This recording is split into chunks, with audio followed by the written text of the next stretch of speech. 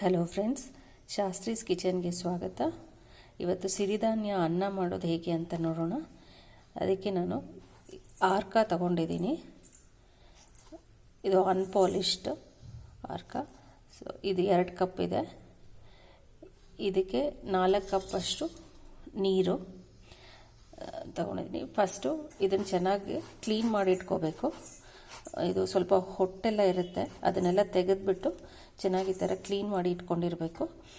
ಆಮೇಲೆ ಇದನ್ನು ಒಂದು 3 ರಿಂದ 4 ಸಲ ಚೆನ್ನಾಗಿ ತೊಳ್ಕೊಬೇಕು.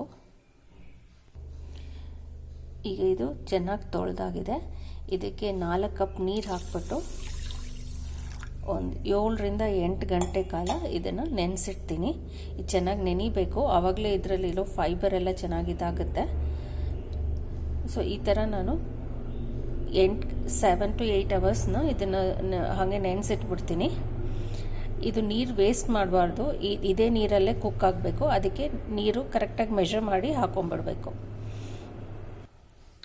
ಸೊ ಈಗ ಇದು 8 ಅವರ್ಸು ಚೆನ್ನಾಗಿ ನೆಂದಿದೆ. ಬೆಳಗ್ಗೆ ತಿಂಡಿ ಮಾಡಬೇಕು ಅಂದರೆ ರಾತ್ರಿನೇ ನಾನು ಇದನ್ನು ಸೋಕ್ ಮಾಡಿ ಇಟ್ಕೊಳ್ತೀನಿ. ಮಧ್ಯಾಹ್ನಕ್ಕೂ ಅಷ್ಟೇ ರಾತ್ರಿನೇ ಸೋಕ್ ಮಾಡಿ ಇಟ್ಕೊಳ್ತೀನಿ. ರಾತ್ರಿ ಏನಾದರೂ ಮಾಡೋದಿದ್ದರೆ ಬೆಳಗ್ಗೆ ಸೋಕ್ ಮಾಡ್ತೀನಿ.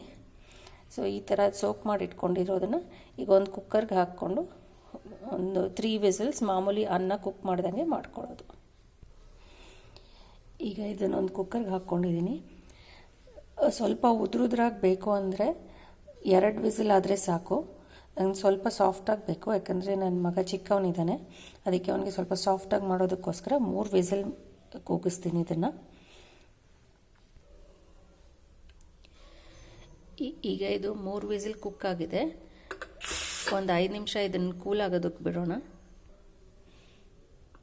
ಈಗ ಇದನ್ನು ಓಪನ್ ಮಾಡಿ ನೋಡೋಣ. ಅರ್ಕ ಅನ್ನ ಆಗಿದೆ. ಇದು ಈ ಥರ ಮೆತ್ತಗೆ ಹಿಂಗಾಗುತ್ತೆ.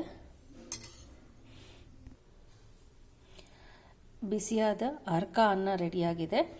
ನೀವು ಟ್ರೈ ಮಾಡಿದ ರೆಸಿಪಿನ ಆ್ಯಂಡ್ ನನಗೆ ನಿಮ್ಮ ಸಜೆಷನ್ಸ್ ಆ್ಯಂಡ್ ಕಮೆಂಟ್ಸ್ ಬರೀರಿ. Thank you for watching. Please subscribe to the channel.